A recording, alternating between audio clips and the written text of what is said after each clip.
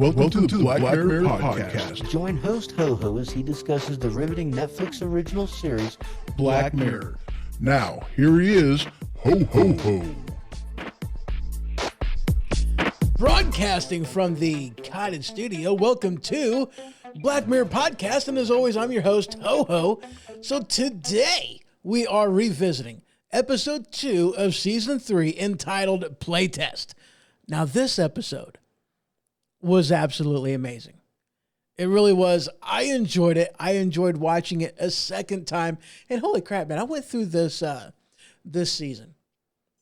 And it's like there's so many really, really good episodes in this season. It's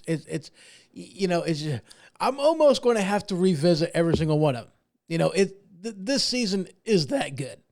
Actually, I think there's only one episode that I'm not going to be revisiting. Other than that, it's just 5 out of the 6, yes.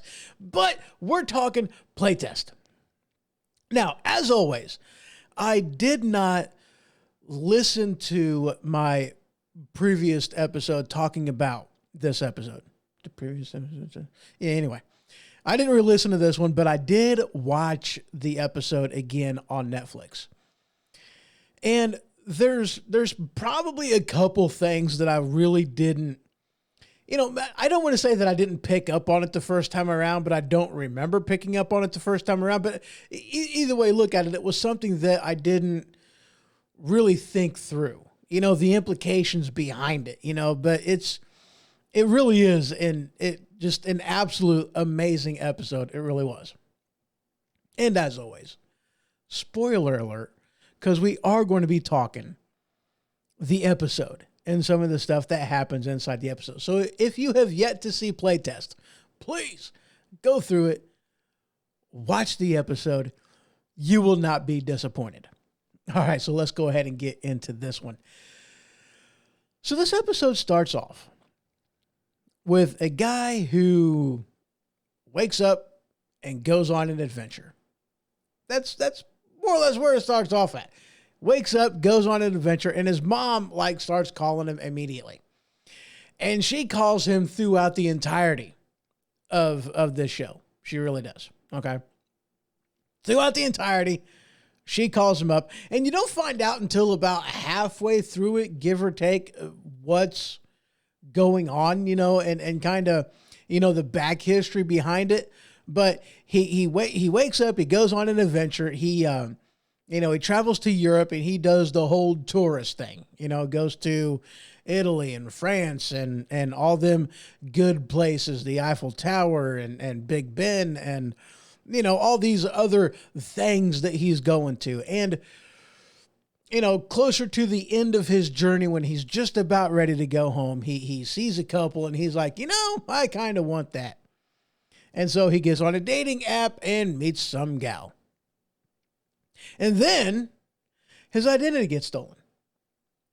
Somebody starts spending money out of his account and he finds out that he is absolutely broke.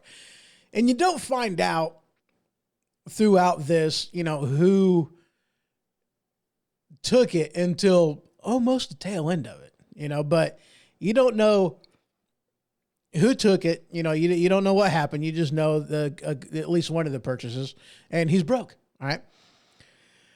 And so he calls up the girl that he had met on the dating app. And, he's like, hey, and this is actually where or at least when he's talking with her, this is where you kind of find out a little bit about his backstory, what drove him to take this mini vacation and, a little bit about what's going on. And he goes on to, I guess you can say, Craigslist and is looking up, odd jobs that he can do because he needs to, figure out a way how he can get back home. He's got to save up and work to where he can, get a plane ticket and get back home. And he sees this ad to be a tester, a game tester. And this company that he's going to test games for is like the dominant, the end all be all as far as game developers goes. I mean, these guys are it. These guys are, they're just they make the best games and everything. It's really, really good.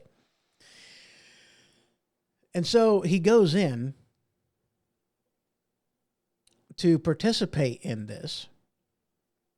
And I tell you what, guys, this thing takes you for a loop. And just when you think you have it figured out, a loop again. And just when you think you have it figured out again, you come to find out you ain't got jack figured out. And that's one of the things that I like about this episode. It keeps you guessing right up to the very end. And then it's at the very end when it's like, wow. And then again, it's like, wow, because wow, it's like that. I'm just saying, it's like that. So he gets this little thing, embedded, this little, post thingy that, does him in, and that's what it is.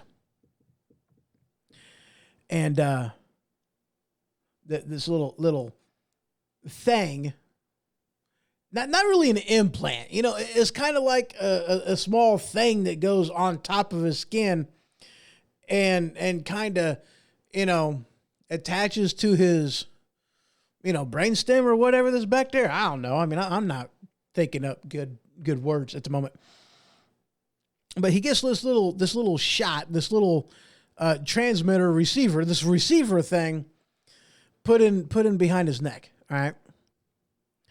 And this is an uplink that, it alters his perception is what it does. Okay. It gives him, initially it gives him, does it give him audio feedback? It definitely gives him visual feedback. And here's the amazing thing. Okay. You're talking is what it does. Like she puts these 5 or 6 little round circles in there, like down on the ground. Or not on the ground, but on the table. And it's a whack-a-mole game, okay? Like the thing falls away and you got this hole. It's not really there. It's augmented reality. And out of this hole pops this little critter. This mole is what it is. And she's like, all right, so how does it look right now? And he's like, well, it looks kind of old school, kind of, not just like, pixelated, like we're looking at 8-bit, looking at, Atari or whatever. So, not really good graphics. And she's like, okay, well, how about now? Is the graphics any better or any worse? And he's like, well, what are you talking about? It's right there. I can see it. It's right there. Can't you see it? And she's like, no, I can't see it. Everything that's going on is going on inside your head. I can't see it. Well, it's better. And she's like, okay, cool. How about now? Is it any better? He's like, yes, it's amazing. And the whole thing is augmented reality. And he starts playing this whack-a-mole game. And she's like, wow, okay, so this worked with you really well, better than we ever could have anticipated, And so what we want to do is take this to the next level. We have this game, interactive game, that we're wanting to test you on.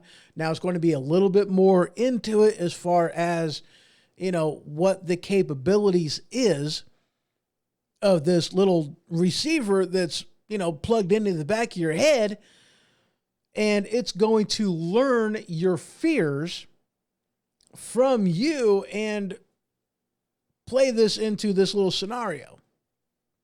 But don't worry, it's just going to be audio, just going to be physical, just going to be audio, just going to be visual, no physical feedback whatsoever. That's a limitation of the program. Don't worry about it. Okay? Everything that you see is all in your head. Don't worry about it. Nothing major. We can communicate right to here. What's your safe word? And he says supercalifragilisticexpialidocious. No, that's not what he says. He says his safe word is stop, something that he could easily remember. And it just, he goes and he's talking with her like the entire time because he's got this little earbud in, which is kind of weird. I mean, I would think that with something like that, you wouldn't be doing that because you'd want as accurate as a test as possible. And if to be alone, afraid, whatever. And there you go. But the whole thing ends up going and taking a turn. The realism in this is off the chain. I mean, it is so realistic, so lifelike, some of the stuff that he's seeing, so weird, so like right out of his own head, like you're watching, like you're in an episode of Harry Potter, and it's the thingamajigger that you got to use the ridiculous spell on in order to get it to be something that's not really scary and intimidating. One of those type of things. And it plays out a little bit farther, and it goes to the point to where, the gal shows up. And then he's like, yeah, this is all real. No, you're real. It's like this is all fake. You're a figment of my imagination. And he touches her and he's like, wait a second, you're real. How, this is weird. Then you're a setup then. Otherwise, how could you have found me here? And she's like, I tracked your phone. And he's like, you couldn't have tracked my phone. My phone is back there at the building a mile away. There's no way you tracked me here. This is a setup. And then she attacks him, and then he's feeling pain. He gets stabbed. He's like, holy crap, this is not supposed to be part of the simulation. What the heck's going on here? And then, she's got the lady talking to him, and he's like, this ain't, I got stabbed. I felt the pain. And she's like, no, you couldn't have felt the pain. How could you have felt the pain? This thing does not work like that. It doesn't operate like that. Holy crap, you couldn't have felt the pain. One thing leads to another, and then he's like, dude.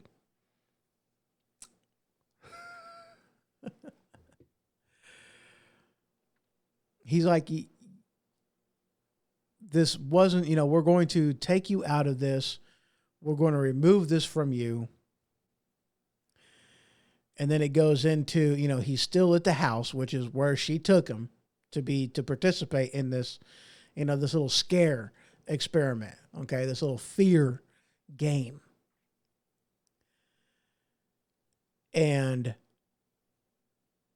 the thing is starting to take away and rewrite his memories and turn him into, somebody suffering from Alzheimer's, which is basically what his greatest fear is. And when everything seems to be at its lowest and at its darkest, he wakes up out of the chair he was in when he was originally talking with the main man, the guy.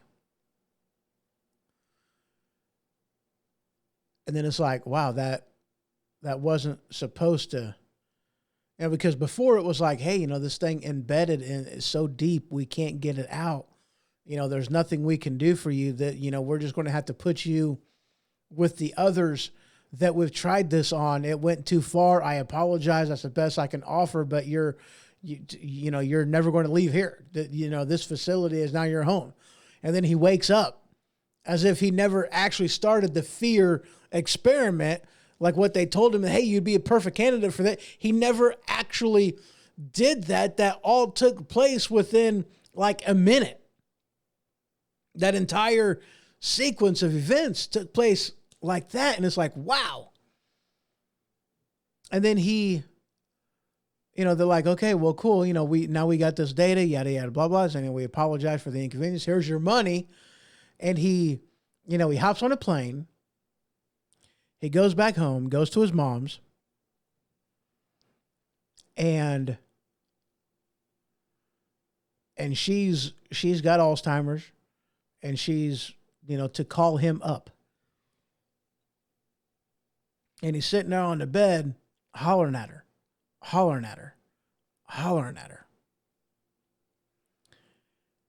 And then you come to find out that he never even started any of it. Now before you're thinking this entire scare factor, was going on in his head, that all of this was just his own imagination playing tricks on him and having fun with him. And it's like, wow, that's some interesting programming, and I was thinking, that it's like, This seems to me like a huge waste because there's no feedback that they're picking up on for them to know what's actually going on. I mean, here within the course of a minute, it went from, hey, we're going to test this thing out. This is what it's supposed to be doing. And we're going to scare the crap out of you. And it's going to be amazing. You're going to love it. But don't worry, nothing is real. But the whole entire thing went on inside his head. And it's like, wow, that is absolutely amazing.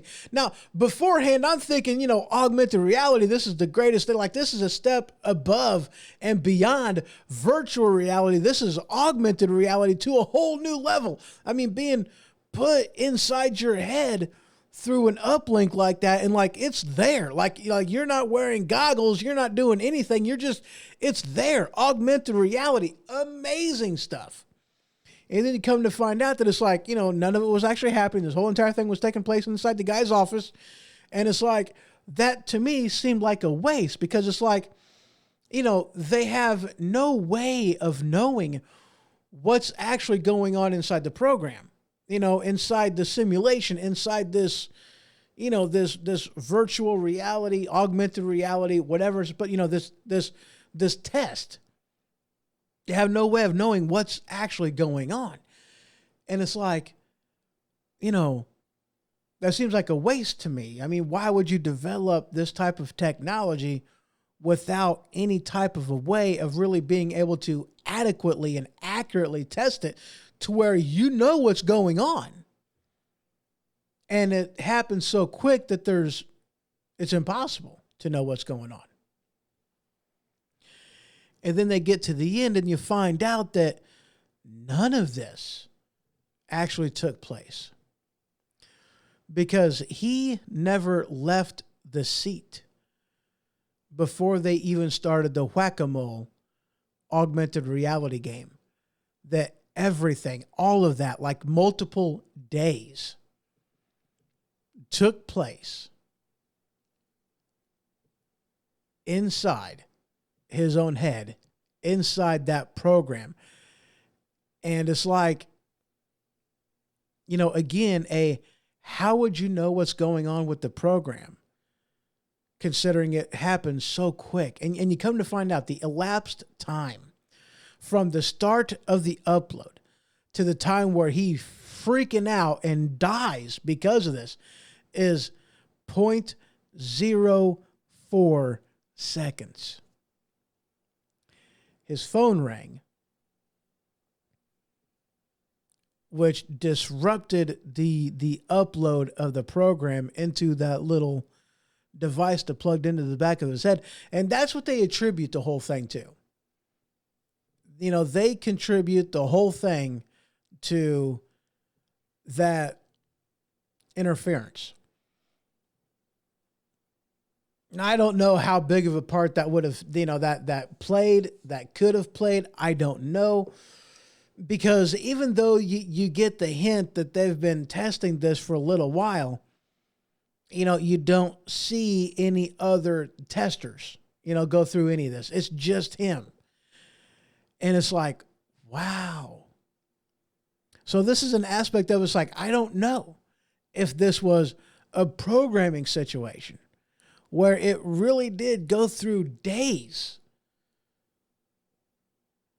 And it did all that in 0.04. Like she said that, the thing started uploading and then his entire brain lit up like a Christmas tree. Like every synapse in his brain started firing. 0.04 seconds. And then he died. Everything shut down. It's like, wow. And like I said, they contribute the whole thing to him receiving a phone call on his phone because they shut his phone off and then he's trying to get a little snippet as to what he's testing, gets his phone out, turns his phone on, snaps a picture of it, but doesn't shut his phone off. And then whenever his mom calls, like I said, they contribute the entire situation of what happened to him, his body spasming and the everything to that phone call. That's what they contribute the whole thing to. It's like, holy cow. But it makes you wonder, was that the actual problem? Or, was this a problem of the programmers? Now, in a way, they kind of lead you to believe that this hasn't happened like this before. And, it was a fluke, I guess you can say. It kind of leads you to believe that because, like he's shocked, she is shocked. And it very much leads you to believe that, no, this whole thing was a fluke, that it has never happened like this before. This isn't a programming error. This actually did happen because his phone rang and interfered with the entire upload. That's what it leads you to believe. And due to contextual stuff of what's going on, it's kind of easy to believe. Okay? Now, here's the thing. Okay? Here's the thing. I mean, wow. Like I said, this was, simply put, an amazing episode. It really was. Okay. And this is like borderline, or at least on a different level, but similar, like Matrix level stuff. That's what this reminds me of. We play around with our phones and different aspects of that, with augmented reality. We've got virtual reality headsets. I got one right in the other room, and it's like the stuff you can do, the world that it puts you in. Yeah, it's amazing. I can't wait for the, the user interface of, Ready Player One with the type of treadmill that goes everywhere that, you're basically staying put, hooked up to a VR, and you are not just seeing the world, but through, the UI, a bodysuit, and an every directional treadmill, you can experience everything too. That to me is like, wow, I can't wait for that type of video game. I mean, dude, I remember back in the day of 8-bit Atari, okay, like playing Pitfall and whatnot, and now we're playing Call of Duty that looks just as real as an actual video game, or I'm sorry, not a video game that looks just as real as watching a movie. I mean, it's astonishing how far we have gone in a relatively short amount of time when it comes to technology and gaming. How close are we to, this type of thing, at least in some ways, being possible? So that's my question to you. Where do you think we are? Or at least not where do you think we are, but how far away do you think we are from this type of neurological uplink, augmented reality / virtual reality?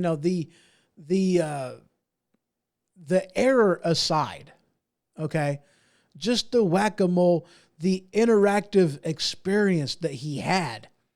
How far away do you think we really are to something like that? Do you think we're 5 years away? 10 years away? 15 years away? And before you answer, just think about that. From Atari days. Okay, from playing, Pitfall and what's that? Like a circus thing with the stuff, and combat. That game, and Yari's Revenge. What's some of the other, Atari games that we used to play, back in the day? Pac-Man. Think back to that. And then where we're at now with how real everything looks, with how real they're able to make everything look, at where we're at with it coming to virtual reality. How far along until we're actually in a place where something like this is possible? Holy crap. I mean, guys, I tell you what, with the direction that we've been going, with how how many advancements we have made in technology. I don't know. Maybe we're 5 years away. Maybe we're 10 years away. I don't know. 15 years away? I think that's a bit much. I don't think we're 15 years away. 10 years away? I'll go with that as a realistic possibility. 5 years away? That'd be pretty stinking cool. How far away do you think we are from some type of a neurological uplink into augmented reality where you can see it, experience it, maybe even experience it in your day-to-day life? I mean, how weird would that be? You're driving, you're driving down the, driving down the road. Next thing you know, you see, a part of augmented reality going on like right there, something weird going on, name your scenario. I mean, that would be dangerous though, if you ask me. That would be dangerous because it's like, you might see something out in the road, swerve to miss it, and accidentally cause an accident. That would be bad. You would think they wouldn't want to do that, or at least there would be rules governed into, when it can be active, when it can happen. But even still, they say that we're only 10 years away from self-driving vehicles. So maybe, I don't know. But I tell you what, though, this type of look into technology, it intrigues me. I mean, it really does. Just to let your imagination wander as far as, where we're at in technology and how far we could actually go. Because this type of stuff, games and, horror type stuff. And we're coming up on Halloween, man. This is the time of horror movies and amazing stuff. Halloween, holy crap. Awesome stuff. It really is. It's intriguing. It gets your mind going and make you think about what's possible. So back to that question. How far away do you think we are? Personally, I think 10 years. I think 10 years to something close to this. I mean, here's the thing, man. The human brain is a computer. It's a biocomputer, but it's a computer. That's what it is.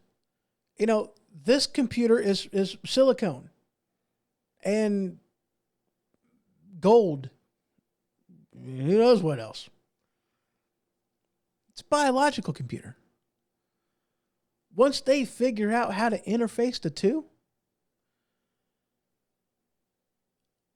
it boggles the mind what could be possible. The movie Chappie. It boggles the mind on what is possible. Once we figure out the link, how to get that to communicate with this, a biological interface, dude. Wow. Scientifically speaking, it's possible. It's just a computer. All you got to do is figure out how to interface with it.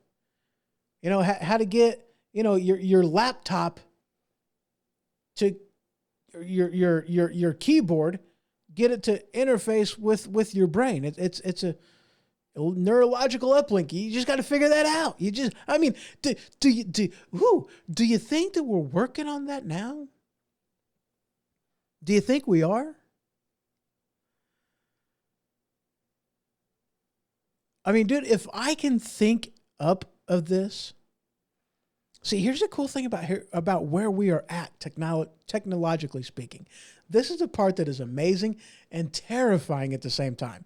Because if I can think of it, if I can think about this, and it just crosses my mind just by watching an episode of Black Mirror, then somebody else way smarter than me has already thought about this. And if they've thought about this, then they've thought about ways to make it happen. Is it possible that they're working on this type of technology now? Some type of a neurological uplink to connect a computer with a computer? a biological with a non-biological? Is that possible? I think it is. I really, I would, dude, I'd be surprised if they're not working on this type of technology. If they're not trying to figure out a way to interface with the human computer mind, I would be surprised if they're not working on that. And dude, if you're not working on that and you're an Elon Musk type of a guy, what the heck's wrong with you? Try it. Dude, do it. I mean, yes. First starting off, you're going to have situations like this. First starting off on this, you're definitely going to have accidents. Those type of things happened. In the advancement in technology with airplanes, people, people died. In the space race, people died. It happens. But you look at air travel today with how it has connected the entire planet.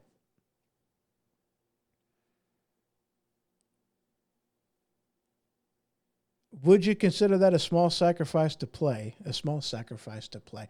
A small sacrifice to pay for flight, for space travel, for making it to the moon?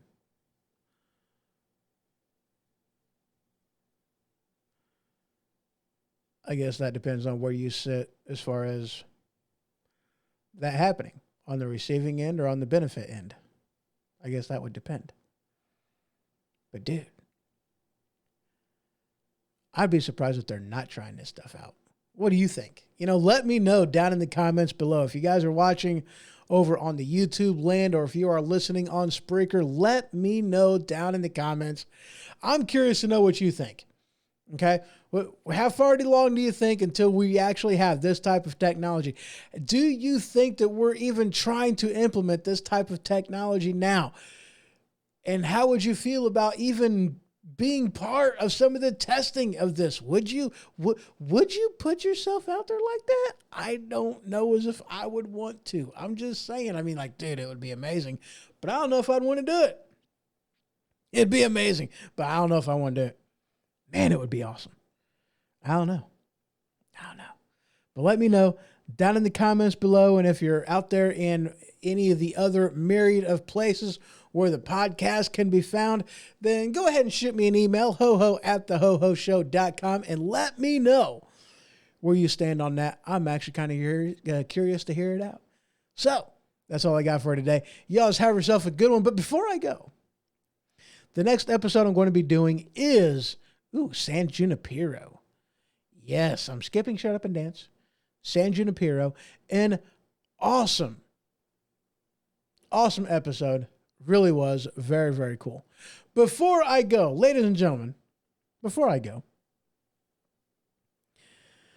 this Halloween is the 5th annual Halloween extravaganza hosted by Alex Exum. We are going to be listening to an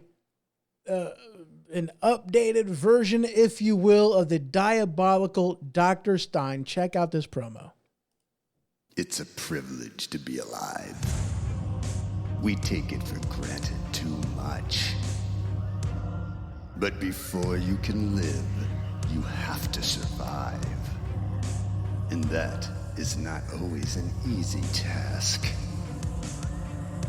But on this eerie and dark night, there are no guarantees you are going to survive.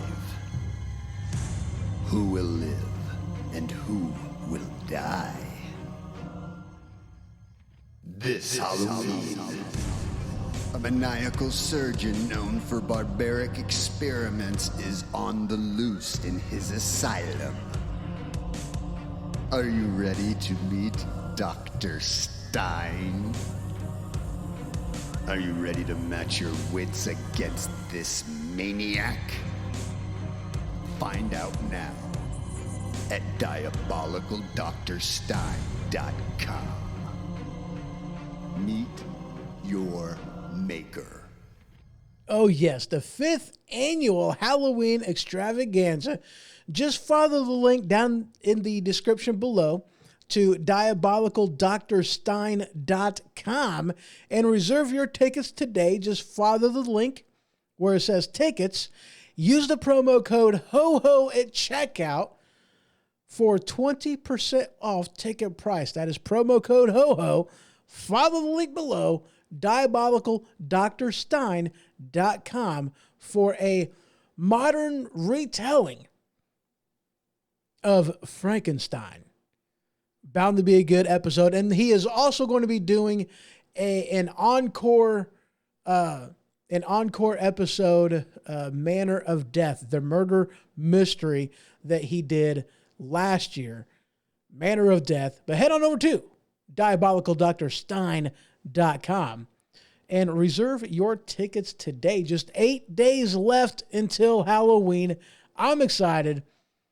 5th annual show does a great job. They keep getting better and better every single year.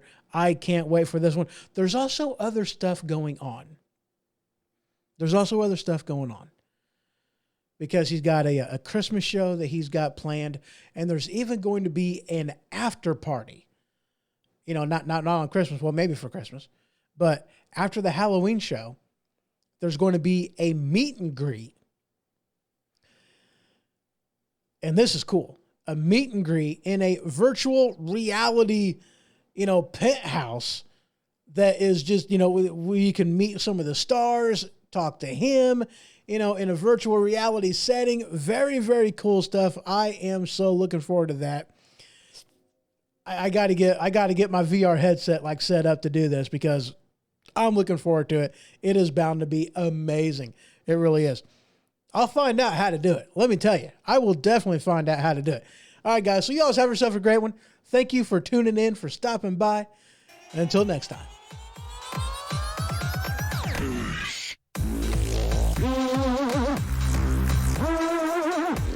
Thank you for listening to the Black Mirror Podcast. If you would like to join the conversation, you can comment on this episode at Spreaker.com or go to thehohoshow.com /forum in the discussion board for this season.